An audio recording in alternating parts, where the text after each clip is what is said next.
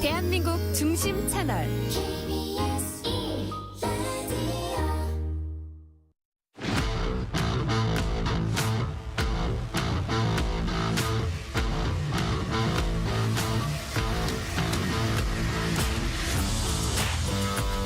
한상원의 스포츠.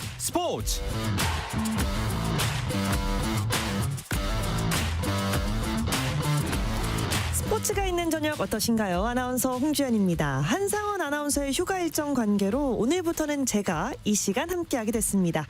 금요일에 스포츠 오늘도 하루 이슈들을 살펴보는 스포츠 타임라인으로 출발합니다.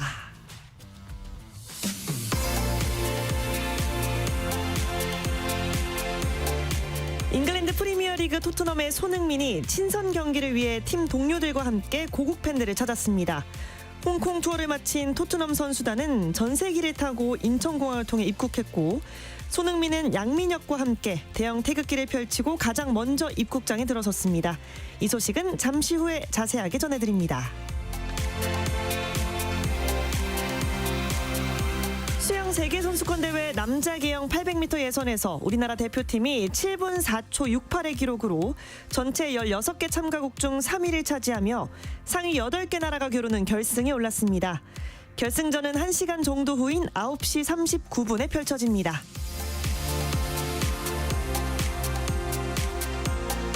프로야구 KT의 주축 선발 투수가 또 빠졌습니다. KT는 좌완 선발 투수 오원석과 외야수 김민혁, 불펜 원상현을 1군 엔트리에서 제외했는데요. KT 관계자는 오원석이 최근 허리가 불편하다고 호소했다며 일단 휴식을 취하면서 회복 추이를 살펴볼 예정이라고 전했습니다. 덴마크 프로축구 미트윌란의 수비수 이한범이 스코틀랜드 히버니언과의 유로파리그 2차 예선 2차전 원정 경기에 중앙 수비수로 선발 출전해 연장까지 120분 풀타임을 소화하며 팀의 유로파리그 3차 예선 진출을 도왔습니다. 한편 지난 4월 네덜란드 프로축구 페에노르트에 입단한 18살 미드필더 배승규는 2부 리그 팀이자 팀 제휴 구단인 도르드레흐트로 임대돼 유럽에서의 첫 시즌을 보내게 됐습니다. 올해 여자 골프 마지막 메이저 대회인 AIG 여자 오픈 첫날 전인지가 3언더파를 기록해 공동 선두에 나선 일본의 다케다 리오, 오카야마 에리에게 2타 뒤진 공동 4위로 대회를 시작했습니다. 한편 PGA 투어 시즌 최종전인 윈덤 챔피언십 첫날 임성재가 6언더파로 7위에 올랐는데요. 선두는 9언더파의 조엘 데이먼입니다.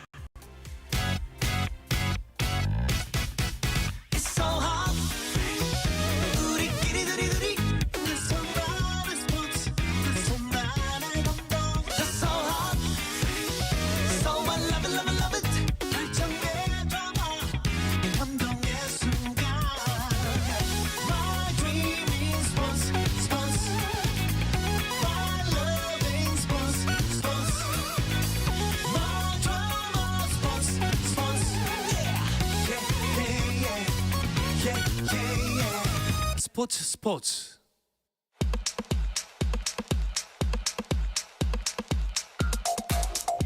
금요일 저녁 축구 이야기, 축구장 가는 길 시작하겠습니다. 이건 축구 전문 기자, 서우정 축구 전문 기자와 함께합니다. 안녕하세요.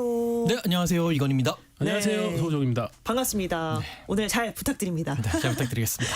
네, 이건 기자는 이 손흥민 선수가 귀국을 했으니까 뭔가 영국에 있는 것 같은 익숙함이 느껴지지 않을까 하는데 어떠세요? 한국에 계신 기분? 오늘 손흥민 선수가 귀국했죠. 네. 딱 귀국하자마자 뭔가 정말 내 사람이 왔구나 라는 생각이, 내 사람은 아니지만 그만큼 이제 항상 그 영국에서 손흥민 선수의 일정에 많이 맞춰서 지내고 있었는데 그동안에 제가 먼저 한국에 와서 조금은 뭔가 허전한 느낌이 있었거든요. 근데 손흥민 선수가 오늘 또 토트넘 선수들 그리고 많은 팬들 앞에서 인천공항에 입국하는 모습을 보니까 야, 드디어 손흥민 선수도 오고 뭔가 좀 분위기가 나는구나 라는 생각을 하고 있습니다. 근데 인천공항에는 안 가셨다는 이야기가 들립니다. 네, 인천공항에 굳이 뭐 제가 가지 않아도 내 사람이 많이- 왔는데 안 가시나요? 아니요, 뭐 그냥 서울에서 이렇게 레드카펫 한번 준비하려고 대기하고 있었습니다. 네, 손흥민 선수가 아시아 투어 일정으로 홍콩을 거쳐서 한국에 입국을 했잖아요. 또 북런던 러비에서 승리를 하고 왔습니다. 네, 홍콩 카이탁 스포츠 파크에서 북런던 더비가 열렸습니다. 아스널과 토트넘이 친선 경기로서 아시아에서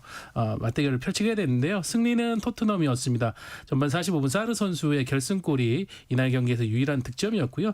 전반적인 내용에서는 슈팅수 16대 6, 점유율 57대 43으로 아스널이 앞섰지만 네. 유일하게 골을 터뜨린 토트넘의 승리로 끝났고요. 손흥민 선수는 후반 32분에 교체 투입이 됐습니다. 공격 포인트 없이 친선전을 마무리했습니다. 네, 이 32분 후반 32분 투입 적은 출전을 놓고 여러 해석들이 있는데요. 아무래도 국내 경기를 염두에 둔 출전 시간이 아닐까 하는 이야기가 좀 신빙성 있게 들리거든요. 네, 그렇죠. 아무래도 일단은 토트넘이 목요일에 네. 홍콩에서 경기를 했고 일요일에 다가오는 일요일에 서울 월드컵 경기장에서 이제 뉴캐슬과 경기를 하게 됩니다. 이 경기를 앞두고 첫 번째로 여러 가지 그런 계약 관계에 있어가지고 손흥민 선수의 출전 시간이 보장이 되지 않는다면 토트넘이 받는 그런 초청료, 출전료의 일부가 많이 삭감이 되거든요. 네. 그렇기 때문에 이제 거기에 염두를 둔 그런 선수 기용일 수도 있고요. 여기 플러스 또 한국에서 뛰는 경기이기 때문에 중요하죠. 한국 팬들에게 우리 또 주장 손흥민 선수가 선발로 나서서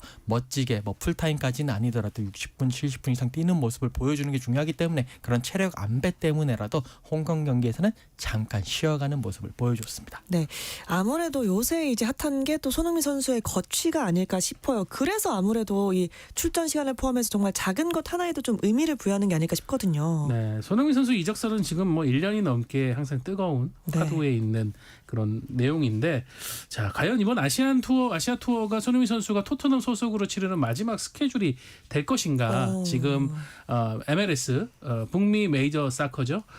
MLS의 LAFC로의 이적설이 지금 굉장히 지난 한 주 동안 계속 화제가 되고 있는 상황입니다. 그러다 보니까 손흥민 선수가 이번 토트넘과의 아시아 투어 한국 방문을 마지막으로 이제 떠날 것이다. 아니다. 지금 이제 신임 프랭크 감독이 손흥민 선수를 다시 조금 어떤 계획의 중심에 두고 오히려 1년 연장 계약을 맺을 수도 있다. 예, 이런 얘기들이 나오고 있는데 일단은 토마스 프랭크 감독은 그런 얘기를 했습니다. 손흥민 선수는 우리 팀에 굉장히 중요한 옵션이고 이 선수를 좀 더 활용하고 싶다라는 얘기를 최근 여러 매체에서 얘기를 했기 때문에 다시 기류가 조금 변하는 흐름도 있습니다. 네, 결국에는 뭐 이적 아니면 잔류 두 가지 선택밖에 없잖아요.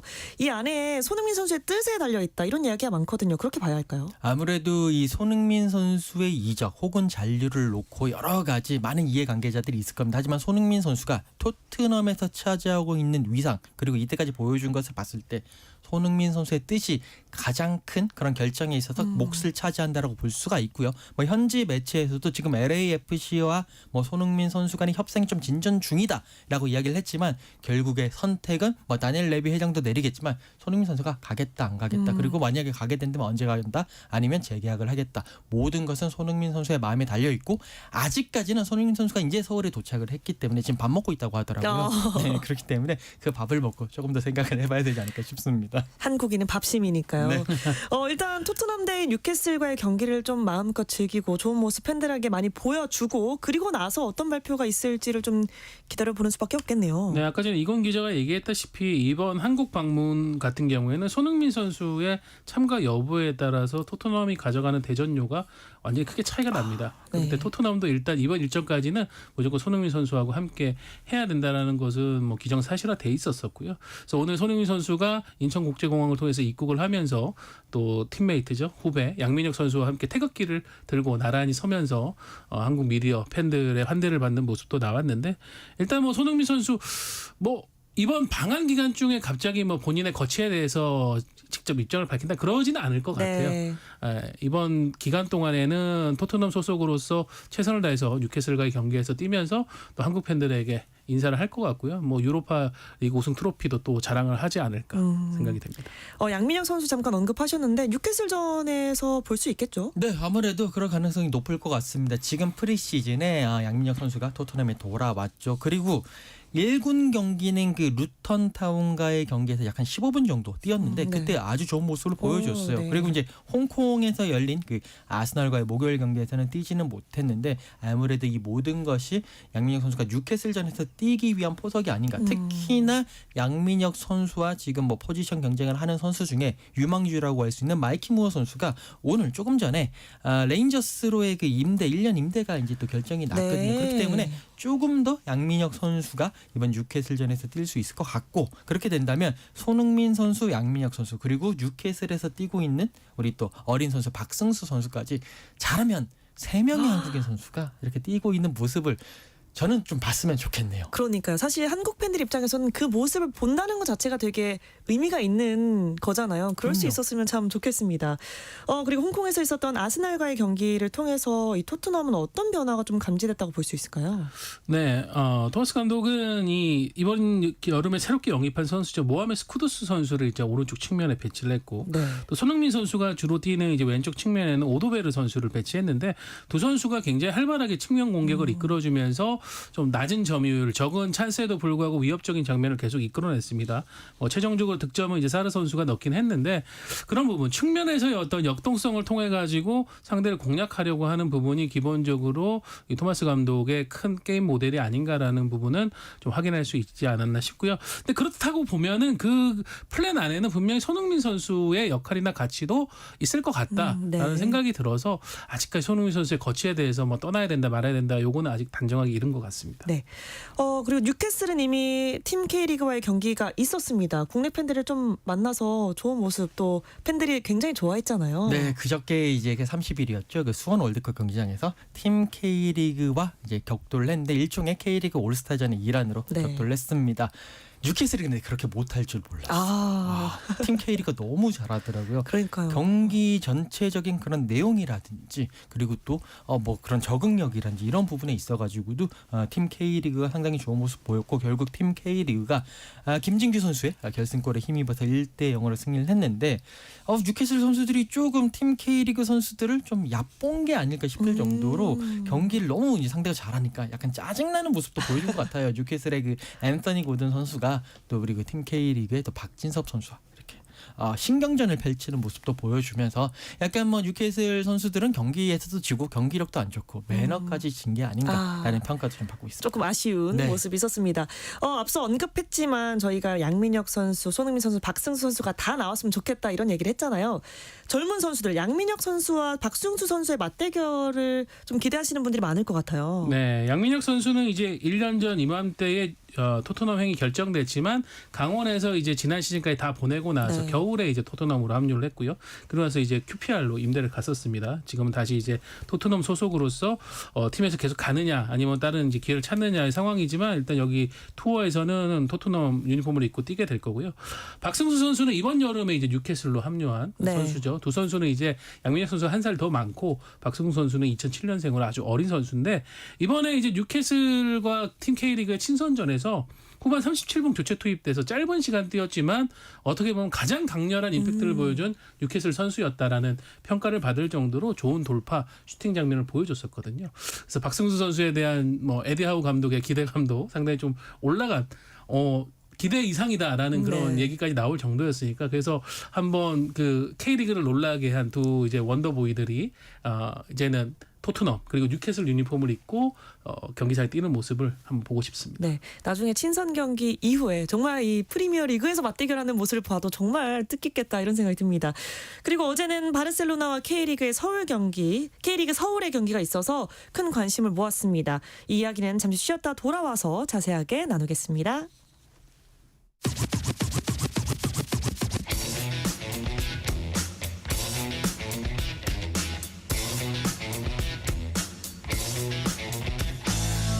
짜릿함이 살아있는 시간 한상원의 스포츠 축구 이야기 이어가기 전에 잠시 프로야구 경기 상황 정리해드리고 가겠습니다. 트레이드 마감 직전 손아섭을 영입하고 우승을 향한 열망을 다시 한번 드러낸 선두 한화의 경기부터 보겠습니다. 2위 LG의 2경기 차 추격을 허용한 상황에서 연패에서 탈출한 6위 기아를 주말 3연전 상대로 만났습니다. 류현진 대 이일이 선발 맞대결도 눈길을 모은 경기인데요. 경기 상황 살펴보겠습니다. 한화 2점, 기아 3점으로 기아가 앞서 나가고 있습니다.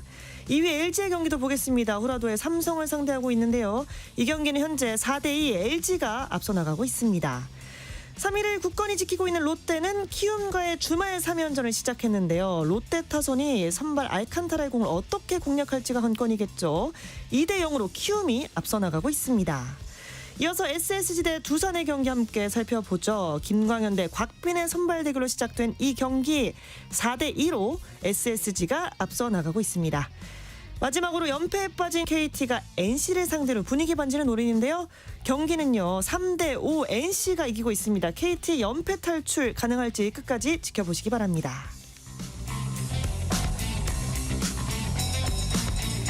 네, 금요일 저녁 축구 이야기 축구장 가는 길 이어가겠습니다. 서우정 축구 전문 기자 이건 축구 전문 기자와 함께하고 있습니다. 네, 어제 있었던 바르셀로나 대 서울의 친선 경기 이야기 이어가 보겠습니다. 6만 관중이 모였다고요? 네, 서울 월드컵 경기장을 거의 가득 채운 엄청난 대관중이 모였고요. 관중이 많이 모이다 보니까 FC 서울 그리고 FC 바르셀로나 양 구단을 응원하기 위해서 준비된 카드 섹션도 굉장히 화려하게 펼쳐지면서 어떻게 보면은 이게 진짜 하이 클래스 경기다라는 그 어떤 느낌을 줄 수 있는 분위기가 형성이 됐고요. 거기에다가 바르셀로나도 지금 그 구단을 대표하는 공격 삼각편대인 레반도프스키, 하피냐, 라민 야말을 모두 선발 출전시키면서 베스트 라인업을 꺼내들었거든요.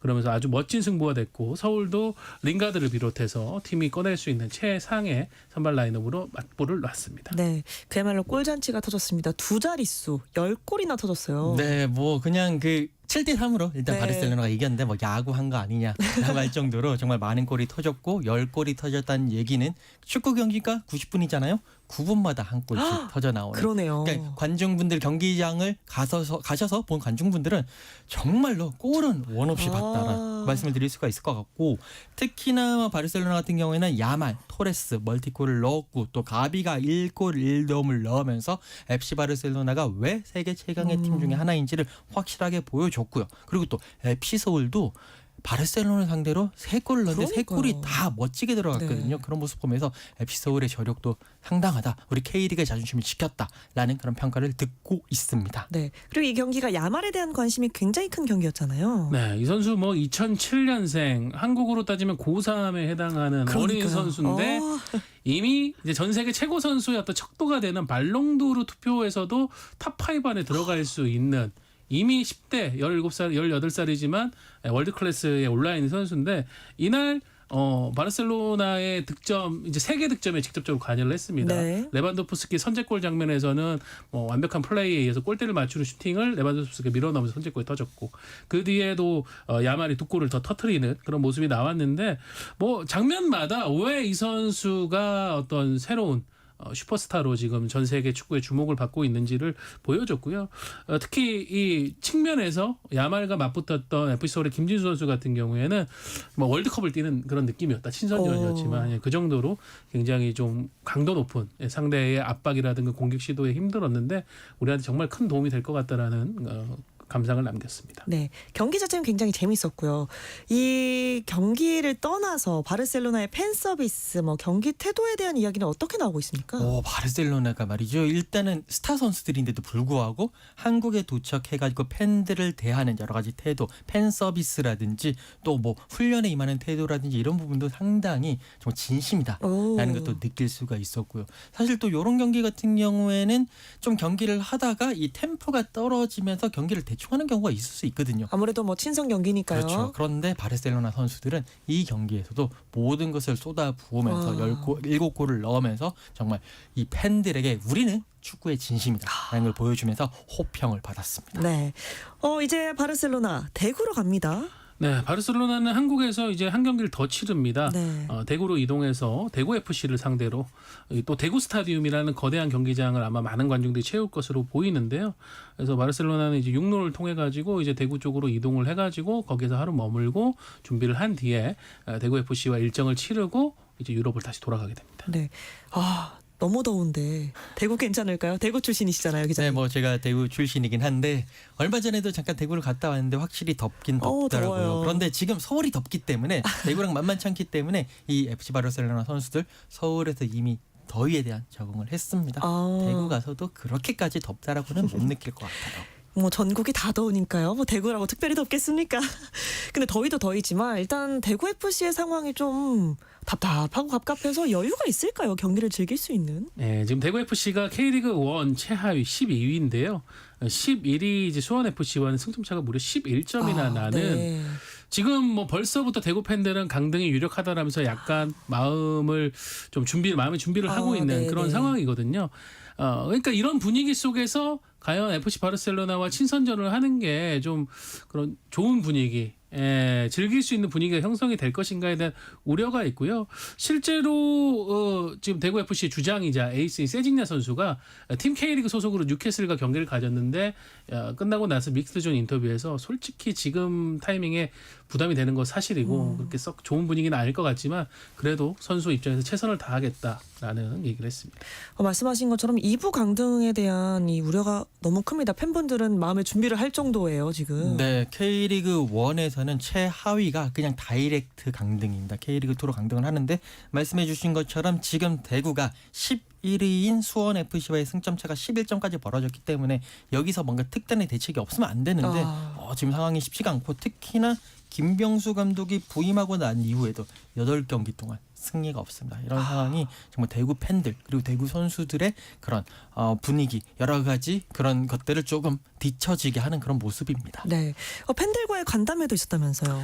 네, 지난 27일 홈에서 열렸던 포항 스틸러스와의 경기에서 패배한 뒤에 많은 대구 팬들이 경기장을 떠나지 않고 남아서 조광래 대표이사를 비롯한 구단 이제 주요 인사들과 면담을 요구하는 그런 상황이 벌어졌고 결국 이제 거기에서 해답을 찾지 못하고 이후에 우리가 간담회를 열겠다라고 해서 어제 저녁에 간담회가 열렸습니다. 네, 역시 뭐 그쪽에서의 분위기는 썩 좋지는 않았고요. 뭐 참석한 조광래 대표이사를 비롯한 구단 관계자들은 굉장히 죄송하다라는 말을 펼치면서도 그래도 아직 우리는 희망을 놓지 않았고 잔류하기 위해서 최선을 다하겠다라고 얘기했는데 사실 팬들에게 그렇게 설득력이 와닿지는 않았던 것 같아요. 그래서 팬들도 좀 거기에서도 많은 항의를 했던 것으로 알고 있고 그렇게 되면서 오늘 이제 구단 차원에서 특단의 좀 쇄신안을 발표를 했습니다. 일단 조광래 대표이사 과거 국가대표 감독까지 할 정도의 아주 뭐 대단한 축구인인데 올해를 끝으로 대구 FC 사장직에서 물러나겠다라고 발표를 했고요. 그리고 이제 전력 강화부를 비롯한 조직 개편도 강도 높게 진행하겠다고 약속했습니다. 아무래도 분위기 때문인지 대구 대 바르셀로나 이 티켓이 좀 많이 남아있다는 이야기가 있었거든요. 간담회 이후로 좀 달라진 게 있나요? 뭐 티켓 판매 상황은 전혀 달라진 게 없고요. 여전히 많이 남아 있는 걸로 알고 있습니다. 아무래도 울산 팬들도 뭐 그렇고 울산 팬들 이야기를 좀 해보면 이런 이벤트 경기들에 대해서 조금 못마땅해 하시는 분들이 계실 것 같아요. 울산 얘기. 김판곤 감독은 결국 울산과 이별이 결정이 됐습니다. 이게 참 묘한데요. 울산 같은 경우에는 이제 클럽 월드컵에 참가하다 보니까 그 기간에 벌어진 K리그 일정들을 앞뒤로 미리 치르거나 뒤로 이제 밀어서 치르거나 하면서 그래서 원래는 이번 주말에는 K리그 1 일정은 없는데 울산은 유일하게 수원 FC와 기존에 있던 미뤄진 경기 일정을 소화를 해야 됩니다. 그런데 김판곤 감독이 지금 팀 K리그의 감독. 사실 팀 K리그 감독은 전년도 K리그 1 우승팀 감독이 맞거든요. 네. 그래서 올해 팀 K리그 감독은 김판곤 감독이 맡게 됐는데 과연 수원FC와의 주말 경기를 준비하는 과정에서 선수단의 수장이 여기 이벤트 매치에 끌려가 있는 게 맞느냐라는 좀 울산 팬들의 항의와 불만이 있었어요. 네. 결국 그 경기에서 팀 K리그가 뉴캐슬을 꺾긴 했지만 좀 김판곤 감독도 약간 뭔가 기쁜 그런 거를 표현할 수 없을 정도로 좀 부담감에 시달리는 모습이었는데 아니나 다를까 이 경기를 마치고 돌아오고 하루 만에 김판곤 감독이 울산 구단으로부터 경질 통보를 받았습니다. 그게 어제자였는데요. 네. 근데 이제 경질 통보를 받았다는 소식이 알려졌음에도 불구하고 뭔가 계약 해지 발표가 나오지 않고 있었는데요. 오늘 저녁 7시가 지나서 울산 구단이 상호 합의하에 계약 해지를 했다라는 발표를 했습니다. 그러니까 당초에는 경질로 알려졌지만 구단과 김판곤 감독이 서로 좀 논의를 하고 나서 상호 간에 합의를 해서 계약 해지하는 방식으로 했고요. 이렇게 되면서 김판곤 감독 물러나는 것은 확정이 됐는데 당장 내일 수원FC와의 경기가 있거든요. 그래서 내일 경기까지는 김판곤 감독이 네. 맡고 그 이후 경기는 신인 감독이 이끌게 됐습니다. 네. 아니 근데 챔피언 울산이 어쩌다가 이렇게 강등을 걱정하는 처지가 됐을까요? 일단은 이제 김판곤 감독의 여러 가지 뭐 전술이라든지 또 특히나 선수 장악력에 있어가지고 좀 네. 아쉽다라는 그런 평가들도 많이 있었고 구단 차원에서 클럽 월드컵에 포커스를 두고 많은 것을 투자도 하고 노력을 했습니다만 클럽 월드컵에서 3전 전패를 당하면서 분위기가 많이 떨어진 것도 사실입니다. 지금 울산이 클럽 월드컵까지 포함을 해가지고 10경기에서 승리가 없고 현재 7위인데 강등권인 10위와는 승점 4점 차밖에 안 되거든요. 그렇기 때문에 전체적인 그런 팀 분위기가 떨어지고 그것을 복구할 수 없다는 판단 하에 이런 경질이라는 결정을 내린 것 같습니다. 네. 근데 공식적인 이별 발표가 나기 전에 이미 후임 감독 소식까지 좀 언론에 나왔어요. 이 과정이 좀 매끄럽지 않다는 느낌을 주거든요. 네, 그렇죠. 근데 이게 좀 복잡한 상황이 있어요. 아까 말씀드렸다시피 김판곤 감독이 팀 K리그 일정을 소화하기 위해서 팀을 떠나다 보니까 이 부분에 대한 논의를 할 수 있는 시간이 한 사흘 정도가 비게 됐거든요.